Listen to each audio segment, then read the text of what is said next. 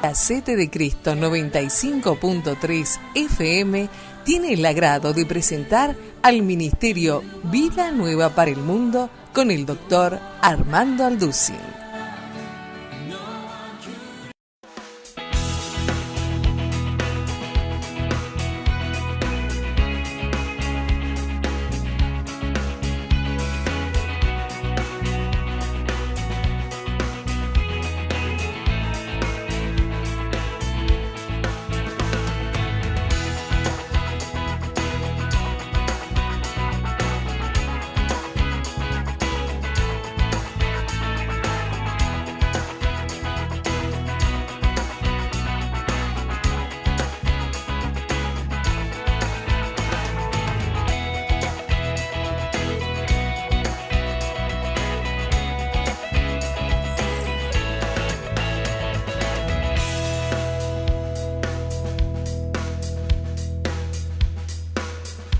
Buenas tardes, estamos llegando hasta todos sus hogares a través de este programa internacional de televisión cristiana con el mensaje sobre el libro de Zacarías.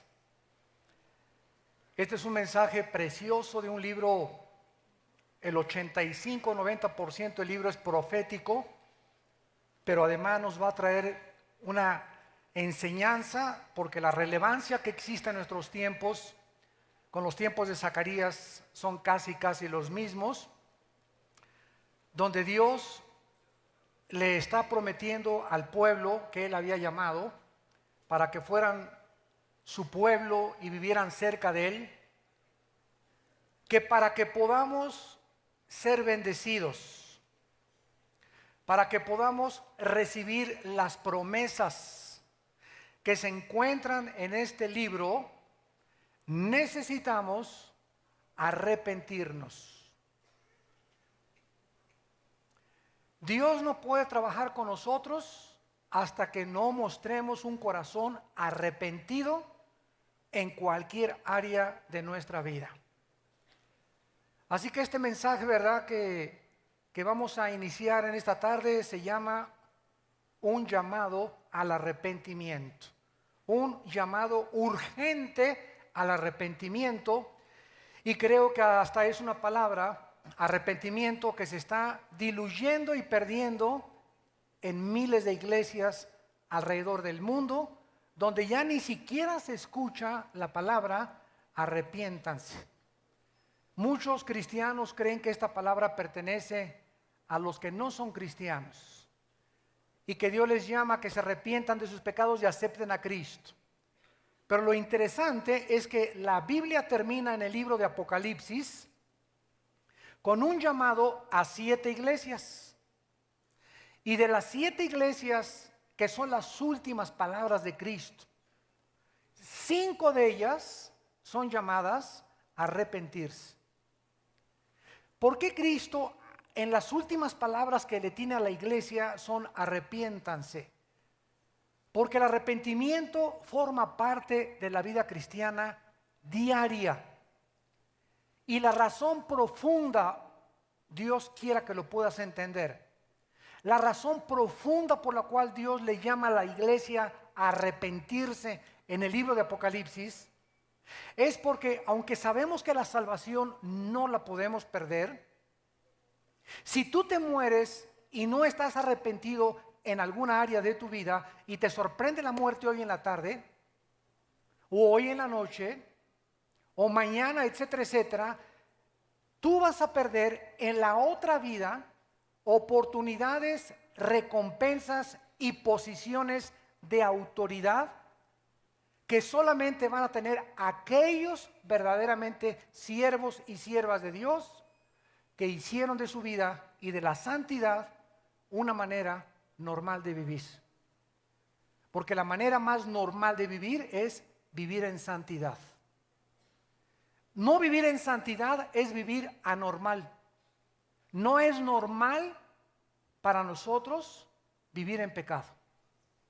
Porque inmediatamente nos salimos de la voluntad de Dios, perdemos las bendiciones de Dios, perdemos la dirección del Espíritu Santo, la brújula, la fortaleza, el entendimiento.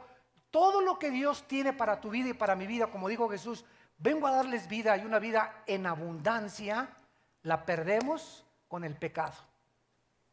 Y gracias a Dios que Dios nos ha dejado la sangre de Cristo tan fresca como hace 2000 años, para que, como dice 1 Juan 1:9, si confesamos nuestros pecados, Él es fiel y justo para perdonarnos y limpiarnos de toda maldad.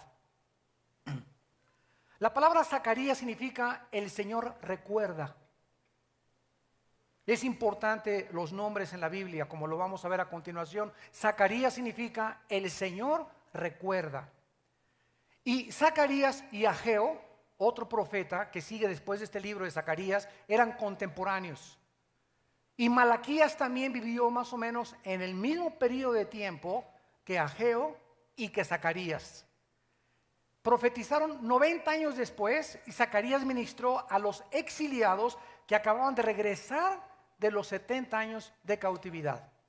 Ya Dios los había disciplinado, ya Dios había tratado fuertemente con ellos, 70 años de esclavos, cuando podían vivir disfrutando las bendiciones de Dios, el favor de Dios, una vida de paz, una vida de tranquilidad, un hogar feliz, hijos tranquilos, un buen trabajo, etcétera, etcétera. Pero quisieron insistir en rebelarse y en vivir en pecado. Entonces estos exiliados están regresando ya a Jerusalén, y Dios levanta a Zacarías, a Ageo y a Malaquías para más o menos en los mismos años darles un mensaje. Y el mensaje de Zacarías es uno de los mensajes más profundos que hay en toda la Biblia respecto a la venida de Jesucristo, a la primera y a la segunda venida de Jesucristo. Zacarías nació en Babilonia y él fue uno de los 50,000 exiliados que estaban regresando en el año 536 antes de Cristo, dirigidos por Zorobabel, que era el gobernador civil, y por Josué, que era el sumo sacerdote. Esto lo encontramos en Esdras capítulo 5. Zacarías, como dice el versículo 1, era hijo de Berequías. La palabra Berequías significa el Señor bendice o el Señor bendecirá. Esto significa que Zacarías era sacerdote, al igual que su abuelo y al igual que su padre, y además igual que Jeremías y Ezequiel, que fueron también sacerdotes. El libro de Zacarías se escribió en el año 520 y entre el año 479 antes de Cristo, y él era un mensajero de Dios, un profeta de Dios, con un mensaje tremendo y con 8 visiones que forman todo el compendio del libro de Zacarías. Los últimos mensajes de Zacarías, ¿verdad? El capítulo 11 y 12 son tremendos, donde habla el 14 de la segunda venida de Cristo, cómo va el mundo a ser sacudido, cómo Jerusalén va a ser invadida por ejércitos, cómo va a haber un caos internacional y de qué manera Jesucristo se va a posar en el Monte de los Olivos y se va a hacer una cruz del norte al sur, del oriente al occidente, donde todo el mundo podrá ver la venida del Hijo de Dios. Dice en el 8º mes del año segundo, Zacarías capítulo 1 de Darío, vino palabra de Jehová al profeta Zacarías, hijo de Berequías, hijo de Ido. Ido significa nacido en el tiempo señalado. Repito, Ido significa nacido en el tiempo señalado. Diciendo, se enojó Jehová en gran manera contra vuestros padres. Diles pues, así ha dicho Jehová de los ejércitos, vuélvanse a mí. Dice Jehová de los ejércitos, y yo me volveré a ustedes. Ha dicho Jehová de los ejércitos, no seáis como vuestros padres, a los cuales clamaron los primeros profetas diciendo, así ha dicho Jehová de los ejércitos, volveos ahora de vuestros malos caminos y de vuestras malas obras, y no entendieron ni me escucharon, dice Jehová. Vuestros padres, ¿dónde están? Y los profetas han de vivir para siempre, pero mis palabras y mis ordenanzas que mandé a mis siervos los profetas no alcanzaron a vuestros padres. Por eso volvieron ellos y dijeron, como Jehová de los ejércitos pensó tratarnos, conforme a nuestros caminos y conforme a nuestras obras, así lo hizo también con nosotros. Zacarías predica en el 8º mes del año segundo del reinado del rey persa Darío. Estos eran tiempos turbulentos, estaba confundido el pueblo, como ahorita, tsunamis, terremotos, caos político en Sudamérica, caos político en el Medio Oriente, Israel siendo amenazado, Corea del Norte con cohetes apuntando, Irán con cohetes apuntando ya con un radio de más de 5,000 kilómetros alrededor. Los cristianos ya van a la iglesia y se comen todo lo que les dan. Ya no hay discernimiento, ya no saben quién es profeta, quién es apóstol, quién no es apóstol. Vivimos tiempos tan llenos de humo y tan oscuros que esta oscuridad va a poder entrar a tu mente y a tu corazón y va a impedir que tú puedas tener la claridad de saber y decir, este es el camino que mi familia y yo debemos de caminar. Porque nosotros los varones somos los sacerdotes de nuestra casa. Y nuestra esposa y nuestros hijos nos tienen que seguir atrás. Y somos la influencia de nuestra familia. Y si yo no sé el camino, un ciego va a guiar a otro ciego al mismo hoyo. Si nosotros como varones estamos totalmente apartados de Dios y con pornografía y viviendo en pecado y viviendo en rebelión contra Dios, perdemos la dirección, hundimos a nuestra familia, hundimos a nuestros hijos y nos vamos a arrepentir tarde o temprano del daño tan grande que nuestros pecados pueden causar. El llamado principal de Dios a toda la humanidad ha sido el mismo: arrepiéntanse. Esta palabra, para los que no sepan, viene del griego metanoia.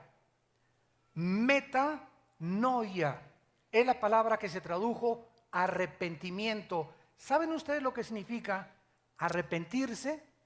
Lo vamos a escudriñar y vas a entender cuando salgas por esta puerta en esta tarde lo que significa arrepentirse y por qué diario tenemos algo de que arrepentirnos.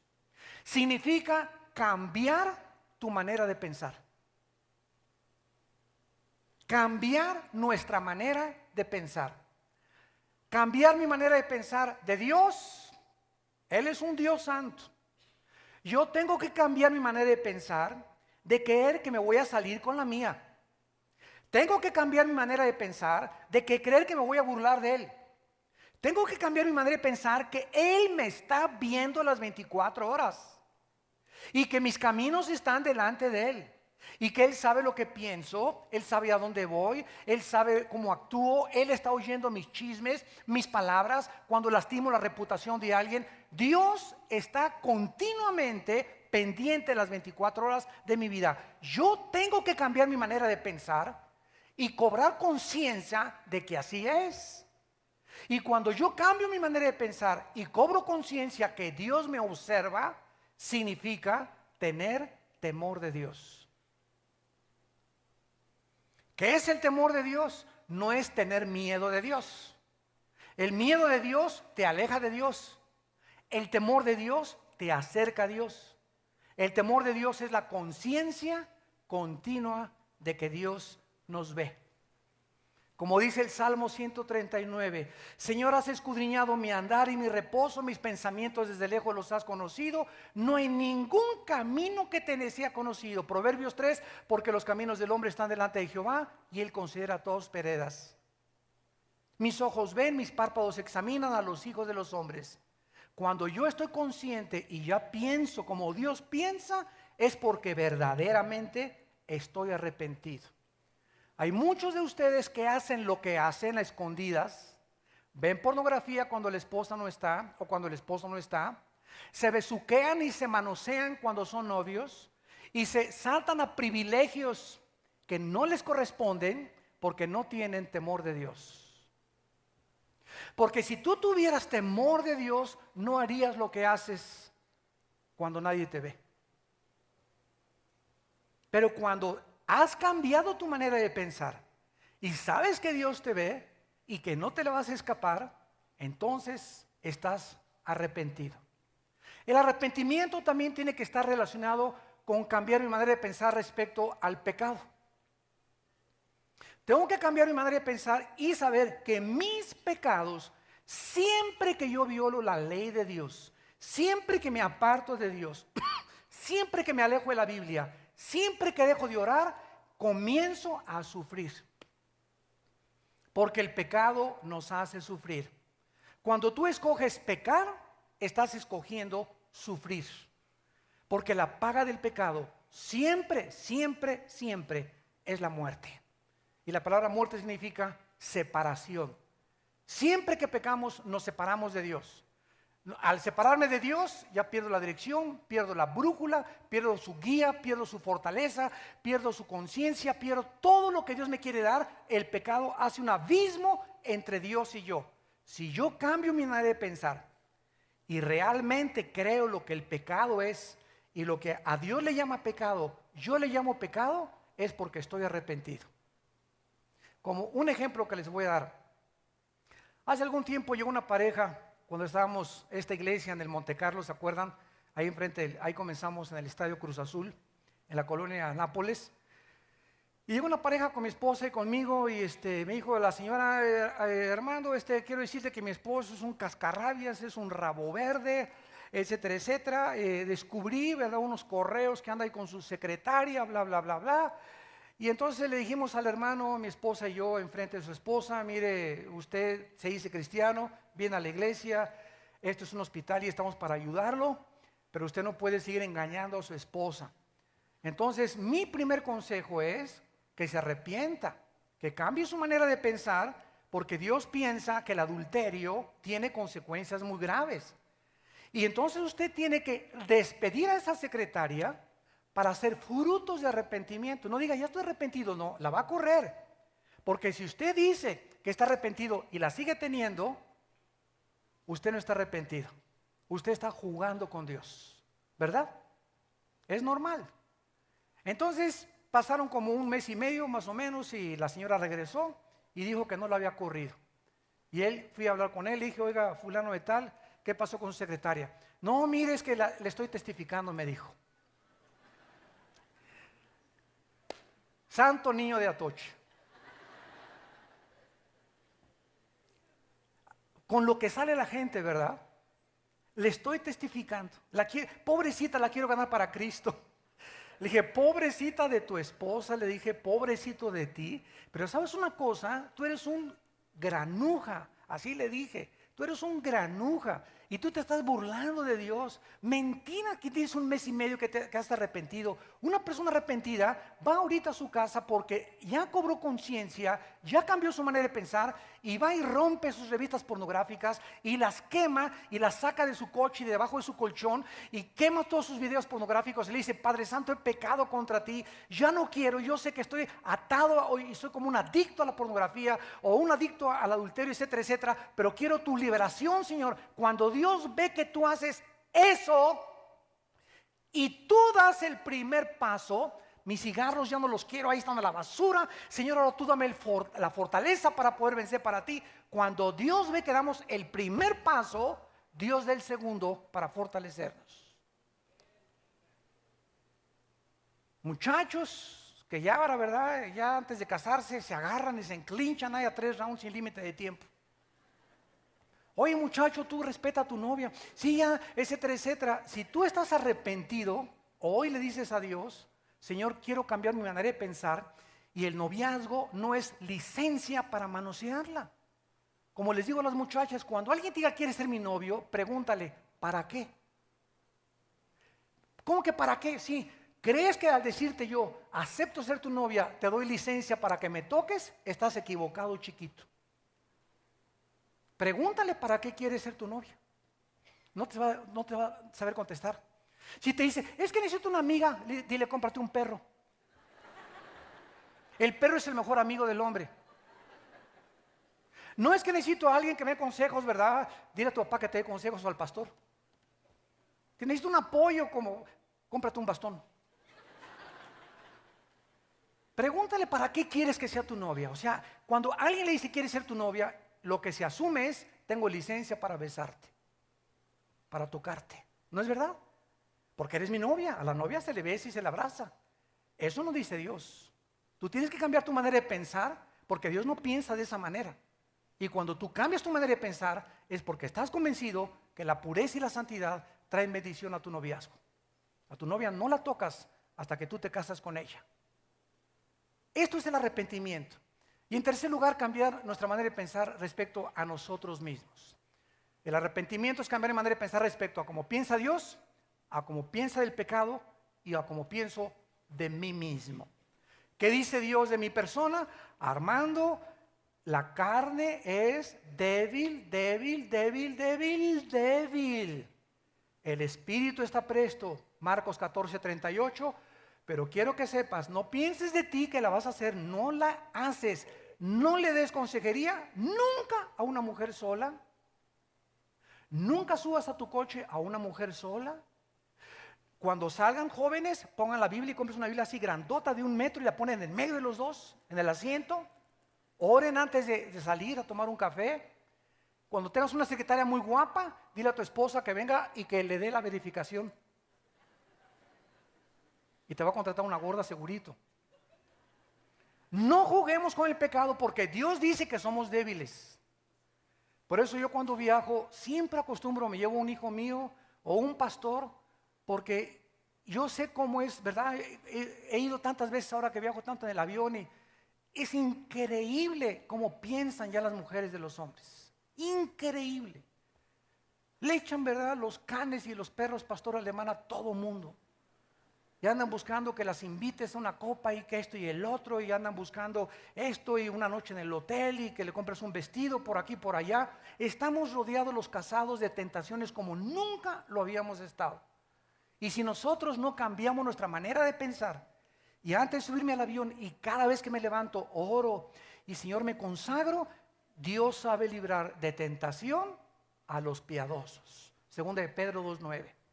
Pero si tú tienes 3 días sin leer la Biblia y 3 días sin orar y una semana sin estar cerca de Dios y viene la tentación, te vas con doña tentación.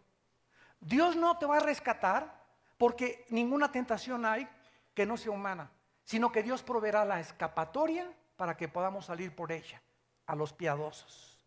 Entonces cuando enfrentamos la tentación y estamos en el Espíritu, Dios nos da gracia y la gracia de Dios hace que la chava desaparezca. Yo casi siempre cuando viajo les digo, ¿verdad? Y una muchacha comienza con conversación, le contesto, soy pastor. Me dice, ¿pastor alemán o pastor? No es de los que se van aviones, no, de los que se van aviones no le digo. Soy pastor, ¿verdad? Y eso ya hace, ¿verdad?, que las personas ya digan, a Chihuahua, ¿verdad? Ya hay que tener cuidado, ¿verdad? Oye, ¿qué es eso de pastor? ¿Y qué diferencia entre los curas? Y ya comienzas tú a platicarle, le das el plan de salvación y eso nos guarda a los hombres al hablarle a las mujeres y siempre hablarles de Jesucristo. Pero no juguemos con el pecado porque somos débiles.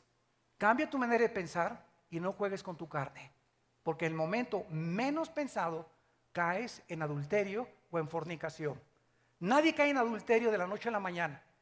Hay un proceso de 4, 5, 6, 7 meses antes que tú estás jugando con pornografía, desnudando a las mujeres con tu mirada, a tu esposa ya no le des fiel en tu mente, y hay otras mujeres, y hay otros hombres, etcétera, etcétera. Y cuando se presenta la oportunidad, dice Dios, yo me hago a un lado. Tienes 4 meses sin arrepentirte, 4 meses mirando mujeres, 5 meses con la pornografía, viene la oportunidad y caes en el hoyo, y Dios no interviene. Y no le eches la culpa a Dios, porque tú nunca supiste qué significa arrepentirse. Muy bien. Vemos aquí en Zacarías capítulo 1 también, en el versículo 2, que lo primero que Dios le dice es, se enojó Jehová en gran manera contra vuestros padres. Dios nos dice que Él se enoja cuando pecamos. Así es. En la Biblia se conoce como la ira de Dios en Romanos 1:18. Porque la ira de Dios se manifiesta desde el cielo contra toda impiedad e injusticia de los hombres que detienen la verdad. El momento en que tú ves una mujer mal, el momento que no pagas una deuda, que quieres transar a alguien, que tienes malas intenciones, Dios conoce lo que pienso, mis motivos por los cuales hago lo que hago. En ese momento Dios está enojado conmigo. ¿Qué significa el enojo de Dios? Me se enojó en gran manera con vuestros padres, le dice Dios a Zacarías. que mientras Dios esté enojado contigo, vuelvo a decirte lo mismo, igual que cuando tu papá se enoja. A ver, pídele a tu papá algo cuando está enojado contigo. No te lo va a conceder. Te va a decir primero, lávame los trastes, cumple con tus tareas, porque ahorita me has hecho enojar. Y lo mismo con Dios, dice, no te me acerques ni me pidas nada hasta que no te arrepientas. Dios se enoja y es contra el pecado. Es la ira de Dios que se derrama sobre toda persona que persiste y insiste en vivir en pecado sin arrepentirse. En el libro de Colosenses capítulo 3 dice el apóstol Pablo, Colosenses capítulo 3, versículos 5 y 6. Hagan morir lo terrenal en vosotros, fornicación, impureza, pasiones desordenadas, malos deseos y avaricia, que es idolatría, cosas por las cuales la ira de Dios viene sobre los hijos de desobediencia. De acuerdo a la Biblia, ¿sabes qué es lo que más hace enojar a Dios? La inmoralidad. Comete inmoralidad y haces enojar a Dios como no te imaginas contra tu vida. Y te va a ir como no te imaginas. Aunque ahorita creas que todo va bien, no tarda en caer el hacha sobre la raíz del árbol y te vas a caer con todo y ramas. Porque ya está el hacha puesta a la raíz de los árboles y todo árbol que no dé fruto, Dios lo cortará. ¿Quieres hacer enojar a Dios? Vive una vida inmoral, una vida sucia sexualmente y haces enojar a Dios. Y dice que viene sobre tu vida algo y eso que viene sobre tu vida no te va a bendecir. Van a ser maldiciones que vas a comenzar a recibir y después no chilles, ni te quejes. Como yo le he dicho a mis pastores, nosotros los pastores estamos llamados a tener una norma muy elevada de moral, porque es más grande el juicio contra nosotros que contra ustedes las ovejas, porque al que mucho se le da, mucho se le pide. Y cuando un pastor cae en inmoralidad, no se imaginan cómo sufre. Pero no lo podemos tolerar porque Dios nos ha llamado a levantar las normas de la santidad en la iglesia. Hay restauración, pero tardan años en ser restaurados. ¡Años! Nadie es sanado de una herida en un hospital en un día. Hay heridas como el cáncer que tienes que estar radiándote, y es como el cáncer la inmoralidad. Hasta que es extirpado de tu vida, la persona se arrepiente y Dios puede volver a usarlo, pero se tiene que pagar las consecuencias. ¿Y cuánta gente le llama? Él no tiene misericordia. Tú no tienes idea ni siquiera lo que estás hablando, porque no piensas como Dios piensa. Porque tú crees que el pecado lo toma Dios a la ligera. Dios se enoja contra el pecado de nuestras vidas. Dice en el libro de Hebreos capítulo 3 que en los tiempos de Zacarías el pueblo necesitaba recordar esto. Sus padres se habían rebelado, por lo que habían sido juzgados 70 años de esclavos, sin templo, sin adorar a Dios, en una tierra alejada, sin familias, los hijos quién sabe por dónde, la otra hija quién sabe por dónde, la esposa quién sabe por dónde. 70 años de cautiverio, pero no se arrepintieron. Y Dios estaba llamando a la generación de Zacarías a que reconstruyeran el templo. O sea, vuélvanse a mí y adórenme con todo su corazón. Pero muchos querían seguir como sus papás, rebelándose y tomando a la ligera el pecado. Dice en Hebreos 3, versículo 12, Hebreos 3:12, mirad hermanos, que no haya en ninguno de ustedes corazón malo de incredulidad para apartarse del Dios vivo. Antes exhórtense los unos a los otros cada día, para que, en tanto que se dice hoy, para que ninguno de ustedes se endurezca. ¿Qué hace el pecado? ¿Qué hace el pecado no confesado, ¿qué hace la persona que no se arrepiente? Se endurece.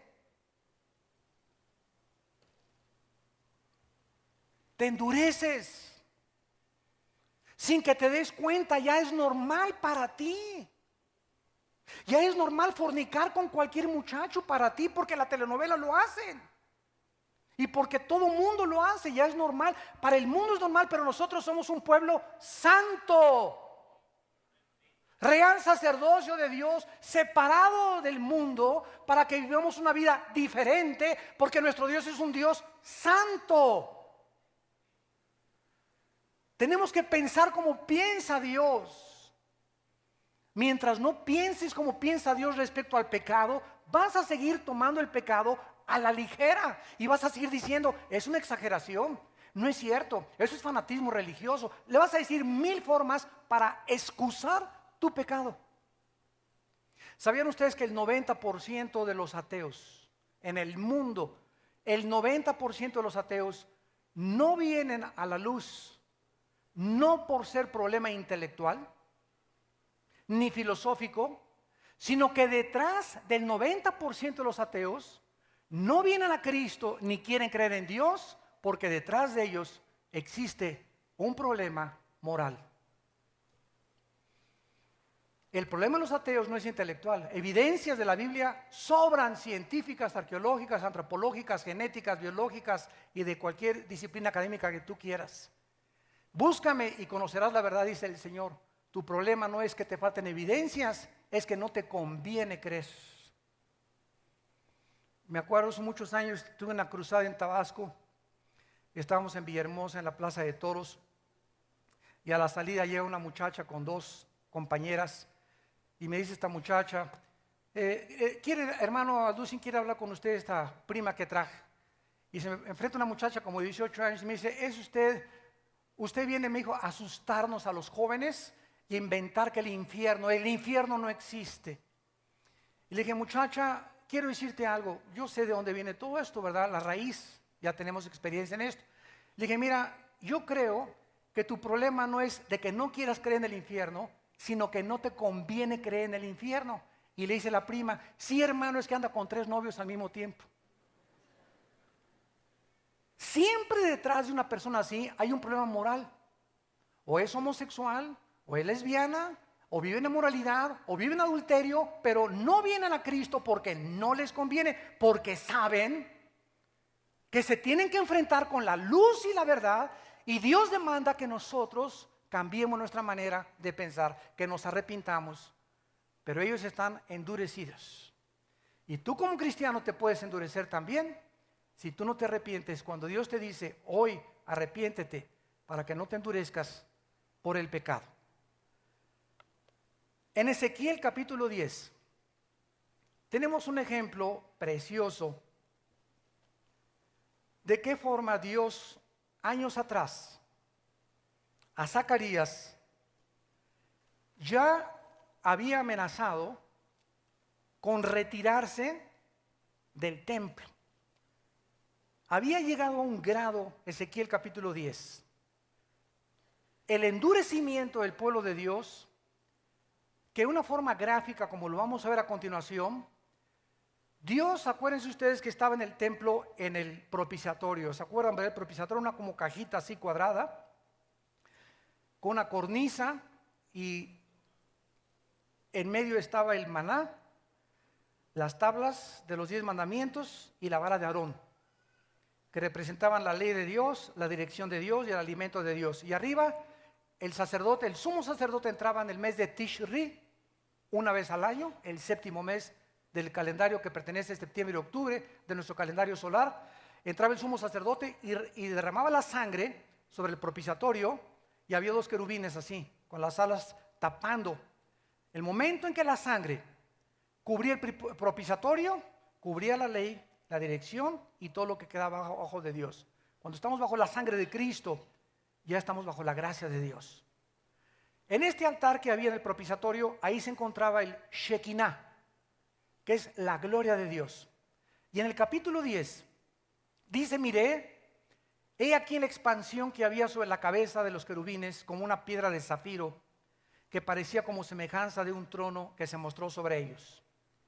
Y habló el varón vestido de lino y le dijo: entra en medio de las ruedas debajo de los querubines, llena tus manos de carbones entre los querubines y espárcelos sobre la ciudad. Versículo 3 y 4. Los querubines estaban a la mano derecha de la casa cuando este varón entró, y la nube llenaba el atrio de adentro. Entonces la gloria de Jehová se elevó, o sea, se salió del atrio, estaba en el atrio, los querubines estaban aquí, se sale la gloria de Dios de encima del querubín al umbral de la puerta, o sea, hace esto, y se va la gloria de Dios y se queda todavía en la puerta, o sea, todavía no se sale Dios del lugar santísimo. Ahí está en la puerta. Y la casa fue llena de la nube y el atrio se llenó del resplandor de la gloria de Jehová. Y dice en el versículo 18: entonces la gloria de Jehová se elevó del umbral de la casa y se puso a los querubines. Vean lo que hizo Dios. Sale del propiciatorio, se va a la puerta, y Dios aquí está diciendo: me duele más a mí abandonarlos. Me duele más a mí. No quería salirse Dios de ahí. Y se regresa a Dios, pero no al atrio, se pone arriba de los querubines. Y alzando los querubines, versículo 19, sus alas, se levantaron de la tierra delante de mis ojos. Cuando ellos salieron, alzaron las ruedas, se pararon a la entrada, y la gloria del Dios de Israel estaba encima de ellos.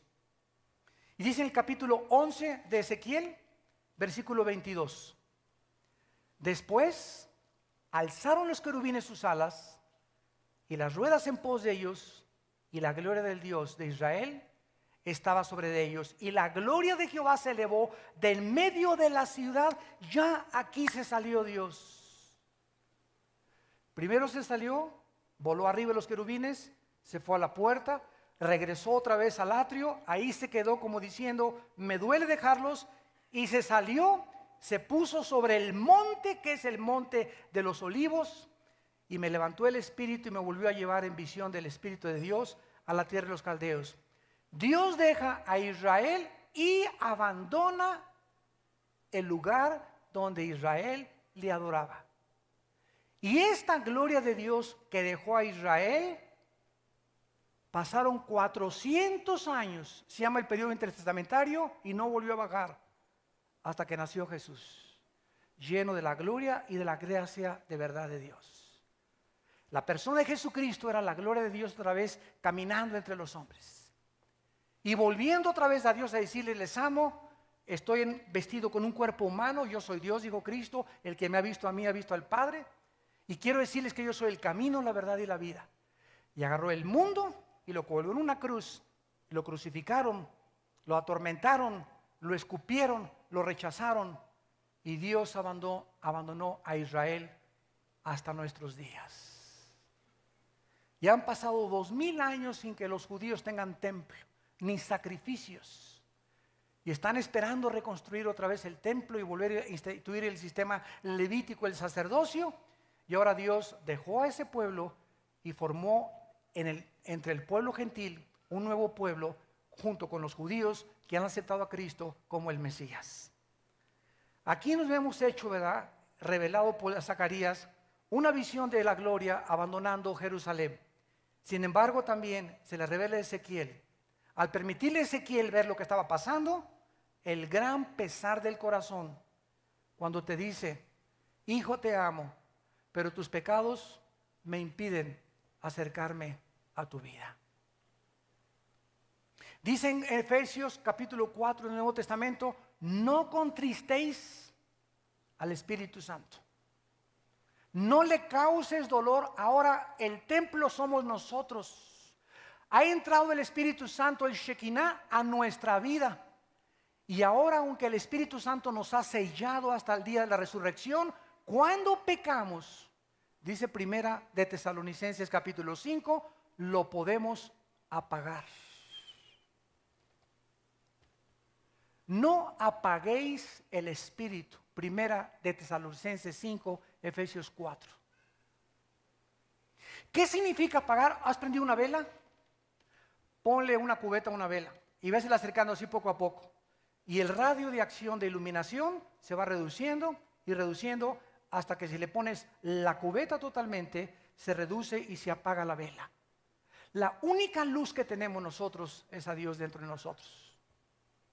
El único que me puede decir si estoy bien o estoy mal no es la doctora Corazón, ni Walter Mercado, ni el psiquiatra, ni el psicólogo, es Dios a través de la Biblia.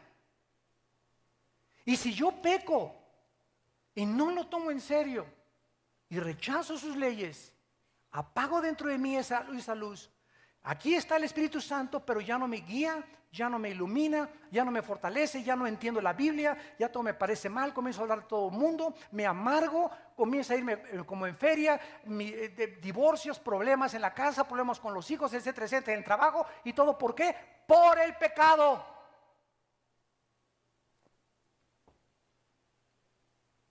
¿Qué hizo que Cristo muriera en la cruz? Nuestros pecados. ¿Crees que es una broma lo que hizo Dios con su Hijo? ¿Crees que es un chiste la muerte de Cristo en la cruz? Dice en Hebreos 10, ¿cuánto mayor castigo pensáis que merecerá el que pisoteare la sangre de Cristo y tuviere por inmunda la sangre del pacto? ¿Cuánto mayor castigo piensas que tú vas a tener? Dios va a ser más condescendiente con tu compadre, y Dios va a perdonar tal vez más a tu comadre que a ti, porque tu compadre y tu comadre no conocen a Cristo ni vienen a oír la Biblia, pero tú vienes cada domingo a oír la Biblia. Tú sabes lo que tienes que hacer, tú sabes lo que es el pecado, tú sabes qué es la vida santa, y al que mucho se le da, mucho se le pide. Tú tienes que arrepentirte de tus pecados, cambiar tu manera de pensar y comenzar a pensar como piensa Dios. Y en el versículo 4 de Zacarías 1, después de que Dios les repite, no sean como sus padres, a los cuales clamaron los primeros profetas y les dijeron, arrepiéntanse, vuélvanse. En el versículo 5 viene algo tremendo. ¿Vuestros padres dónde están? ¿Y los profetas han de vivir para siempre? Para explicar este asunto, Zacarías se enfoca la atención del pueblo a las generaciones pasadas. ¿Dónde están tus papás ahora? ¿Dónde están tus abuelos? ¿Dónde está D.L. Moody, Hudson Taylor, Billy Sunday? Los grandes predicadores de otras generaciones están muertos. Mis abuelos están muertos. Ahora somos otra generación, y en cada generación Dios levanta predicadores, profetas para hablarle a cada generación. Pero cada generación tuvo la voz de Dios en medio. Nosotros pertenecemos a esta generación. Y si nosotros no oímos la voz de Dios en nuestra generación, vas a acabar igual que tus antepasados. Este es el texto imperativo. Aunque Dios envió profetas para llamar a sus padres al arrepentimiento, los profetas vivieron y ministraron un tiempo cortísimo. Todos tenemos que morir. En otras palabras, nuestras oportunidades para arrepentirnos, amados santos, son muy cortas. La vida nos pasa, así nos pasa la vida. Y si tú no te arrepientes a los 20 años, va a ser más difícil a los 25. Y si tienes 40 y no te arrepientes, va a ser 3 veces más difícil a los 50, papacito. Y si a los 60 no te arrepientes, te va a costar 10 veces más difícil arrepentirte. Por eso el llamado a la juventud es, juventud, ¿verdad? Acuérdate de tu Creador en los días cuando estás fresco, cuando tienes conciencia de lo que es el pecado y la bendición que quieres para tu vida. Arrepiéntete. Huye de la fornicación, huyan de los pecados sexuales, huye del robo, huye de la corrupción. Arrepiéntete, piensa como piensa Dios, porque la vida es muy corta y nadie sabe cuándo vamos a morir. Terminamos en el libro de Apocalipsis capítulo 3, que dice el versículo 3, el Señor Jesucristo a esta iglesia. Apocalipsis capítulo 3. Versículo 3. Acuérdate de lo que has recibido y oído, y guárdalo y arrepiéntete. Arrepiéntete, porque si no velas, vendré sobre ti como ladrón y no sabrás a qué hora vendré sobre ti. Versículo 19. Yo reprendo y castigo a todos los que amo, sé pues celoso y arrepiéntete. Cada día, amados santos de Dios, cada día tenemos que desarrollar el bendito hábito de arrepentirnos de algo. Yo llego en la noche antes de acostarme, me hinco, Padre Santo, y comienzo a pedirle: Señor, ¿hay algo en este día que ofendí a mi esposa? ¿Hay alguna mujer que me encontré por ahí y le eché ojos demasiado descarados y me dejé llevar por el cuerpo que vi? ¿Le mentí hoy a alguien, Señor? ¿Hablé mal de alguien? No es cierto, ni estoy seguro de lo que yo dije, pero hablé mal de esa persona. Y comienzas cada noche, sobre todo antes de acostarte, para dormir en paz, a hacer un examen. Examíname, oh Dios, y conóceme. Y sé honesto con Dios, con mis hijos, cómo he actuado hoy, con mis padres, con mis pastores. Comienzas a analizar tu vida y van a sobrar cosas que le digas a Dios: lávame más y más con tu sangre preciosa, purifícame como el hisopo, devuélveme el gozo de mi salvación.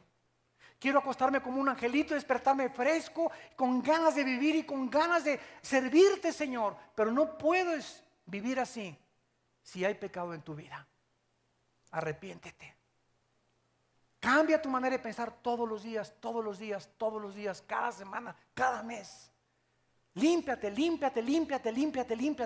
porque estamos con la sangre preciosa de Cristo, la gracia de Dios, para darnos el perdón.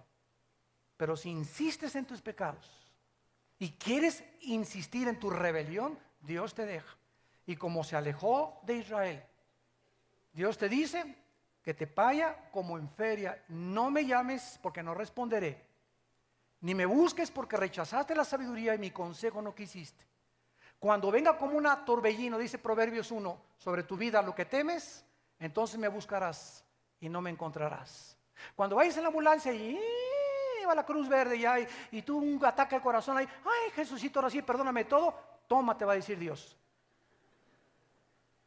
No es cuando tú quieres, es cuando yo te dije que te arrepintieras, porque el arrepentimiento es un don de Dios, dice en Hechos capítulo 10. No es cuando querramos, es cuando Dios nos dice y oímos su voz que nos arrepintamos, como en esta tarde la estamos oyendo. Hoy es el momento en que tú tienes que arrepentirte de algo en tu vida y terminar con eso en tu vida de tajo, para que pueda venir sobre tu vida las promesas y las bendiciones de Dios. Señor, te damos gracias por tu palabra en esta tarde. Oh Dios, devuélvenos esta palabra a las iglesias: el arrepentimiento. Es una palabra que ya no se escucha, Señor, y es la primera palabra que Juan el Bautista y tu Hijo Jesucristo pronunciaron cuando estuvieron en este cuerpo. Arrepiéntanse, dijo Juan el Bautista, porque el reino de Dios ha llegado. Cristo dijo, antes de decir cualquier otra palabra: arrepiéntanse, cambien su manera de pensar. He llegado a traerles una nueva manera de pensar. Y si tú cambias tu manera de pensar, si tú te conviertes a mi manera de pensar, esto implica y es una señal de que estás arrepentido. Mientras sigas haciendo lo que estás haciendo y sigas pensando como pensabas antes de conocerme, es mentira que seas cristiano. Tu cristianismo es de la boca para afuera. Si en tu corazón estás arrepentido, vives como yo quiero que tú vivas, porque has creído, y sin fe es imposible agradar a Dios. En esta tarde hay muchas personas que nos están viendo por la televisión también. Queremos invitarlas también a que se arrepientan de sus pecados. Tal vez tú nos estás viendo desde la cárcel, desde la sala de un hospital, desde la sala de tu casa, no sé dónde, pero yo te digo que Dios manda a tu vida que te arrepientas. No es una sugerencia de Dios, es una orden. Dios te ordena que cambies tu manera de pensar respecto a Él, respecto al pecado, respecto a tu vida. Y los que quieran en esta tarde invitar a Cristo por primera vez a su corazón, arrepentidos de su vida, conscientes que no puedes seguir pensando como estás pensando, dile a Dios estas palabras en tu corazón: Señor mío y Dios mío, te pido perdón por mi vida. Te pido perdón por todos mis pecados. Quiero llamarle al pecado como tú le llamas. Quiero decirle al pecado lo que para ti es pecado, no lo que yo pienso, o lo que el doctor dice, o lo que la televisión dice, sino lo que tu palabra dice que es pecado. Yo le quiero llamar pecado, porque quiero pensar como ti, Señor. Te pido que me laves con tu sangre, porque creo que en la cruz pagaste en mi lugar, y a los 3 días resucitaste entre los muertos. Ahora te pido que entres a mi corazón, Señor Jesús, y que me laves con tu sangre preciosa. Dame el poder de vivir para ti, y permíteme tener el hábito bendito diario de aquí a que yo muera, de estarme arrepintiendo de algo todos los días, porque todos los días me baño, todos los días me perfumo, y de la misma manera mi espíritu necesita todos los días bañarse. Todos los días se nos pega el polvo del mundo, las groserías del mundo que oímos en el camión, en el metro, en la oficina, en la escuela. Se nos pegan tantas cosas de las cuales tenemos que limpiarnos con la sangre de Jesucristo, en quien oramos y te damos las gracias. Amén. En esta tarde, todos ustedes que invitaron a Cristo por primera vez, nos gustaría conocerlos, bendecirlos y decirles que nos sentimos orgullosos de ustedes por la decisión tan valerosa que acaban de tomar. Si tú hiciste esta oración invitando a Cristo a tu vida, en esta tarde te pido que te pongas de pie. Párense los que hicieron esta oración invitando a Cristo a su vida por primera vez. Gracias a Dios, que Dios te bendiga. Gracias, joven. Gracias, señora. Gracias, señorita, que Dios te bendiga. Gracias a Dios. Gracias a Dios. Gracias, que Dios la bendiga, señora. Gracias por sus vidas. Gracias, joven, que Dios te bendiga. Alguien más, gracias, que Dios la bendiga. Gracias por estas almas, Señor. Danos almas, Padre. Danos almas para ti, Señor. Danos almas para tu reino, Padre. Gracias a Dios. ¿Alguna otra persona más? ¿Alguna otra persona más que esté ahorita en su asiento, sentada, luchando? Ahorita hay una voz que te dice: quédate sentado. Piensa a lo mejor en la noche. Es la voz del enemigo. Cuando oigas su voz, no te endurezcas. Tú no sabes si hoy es la última vez que Dios te habló. No lo sabes. Cuando oigas su voz, arrepiéntete de tus pecados. ¿Alguna otra persona más se quiere poner de pie? ¿Alguna otra persona? Gracias a Dios. Gracias, gracias, gracias. Que Dios te bendiga. Gracias. Gracias a Dios. Gracias, Señor. Nos ponemos de pie para recibir la bendición pastoral. Extiende tus manos hasta acá y recibe esta bendición en el nombre de Jesús. Yo bendigo tu vida y la vida de tu esposa y de tu esposo y de tu familia. Bendigo tu matrimonio. Bendecimos a tus hijos. Bendecimos a todos tus padres. Bendecimos tu trabajo, tu entrada y tu salida. Que Dios te dé un espíritu de sabiduría y revelación. Que andes como es digno de andar del Evangelio, llevando fruto en toda buena obra, creciendo en el conocimiento y la gracia de Dios, y viviendo siempre fortalecido en el interior, en tu espíritu, para que puedas resistir la presión del mundo que nos rodea, y cuando Él venga no tengamos que alejarnos avergonzados de Él. Bendigo todo lo que tú haces en tu vida, tu entrada y tu salida, y bendigo también el fruto de tu vientre. Te pido, Señor, que tú puedas a este pueblo darles espíritu de arrepentimiento, para que ellos sean sensibles al pecado, porque fue el pecado lo que le costó la vida a tu Hijo Jesucristo, en quien oramos y te damos las gracias. Amén. Que tengan mucha paz.